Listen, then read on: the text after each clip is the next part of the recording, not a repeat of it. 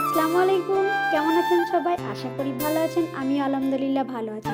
Stable life ইসরাফিলস Robi global গোরমেতে সবাইকে স্বাগত জানাই। তো আজ আমি একটা মিনি ব্লগ নিয়ে এসে গেছি।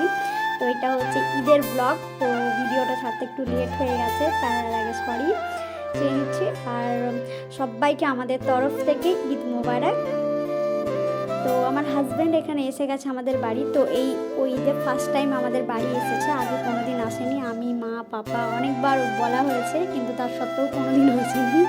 এইদিকে আমার শ্বশুর শাশুড়িও বলেছিলেন যাওয়ার জন্য, কিন্তু কোনো দিন আসেনি। তো এইদিকে আমার মা ওকে নাস্তা খেতে দিয়েছে, কিন্তু ও বললো আমি বাড়ি থেকে খেয়ে এসেছি, কিচ্ছু খাবো না। তো সত্যিই কিছু খাইনি।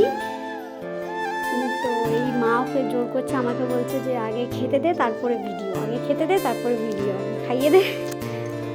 তো এইখানে দেখতেই পাচ্ছেন লাঞ্চেও বলছিল আমি বাড়ি চলে যাব। তো লাঞ্চ করব না, বাড়িতে গিয়ে লাঞ্চ করব। তো আমার পাপা ওকে অনেক বকলো যে না, লাঞ্চ না করে গেলে যাওয়াই হবে না, ছাড়বই না, যেতে দেবো না। তো ওই জন্য বললো ঠিক আছে, একটুখানি আমি খেয়ে তারপরে বাড়ি চলে যাব।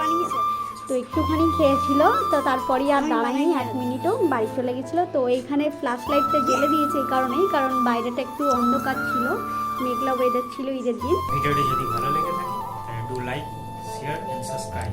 পাশে যে বেল আইকনটি আছে সেই বেল আইকনটি ক্লিক করে দেবেন, তাহলে অল ভিডিওস নোটিফিকেশন আপনার কাছে চলে আসবে।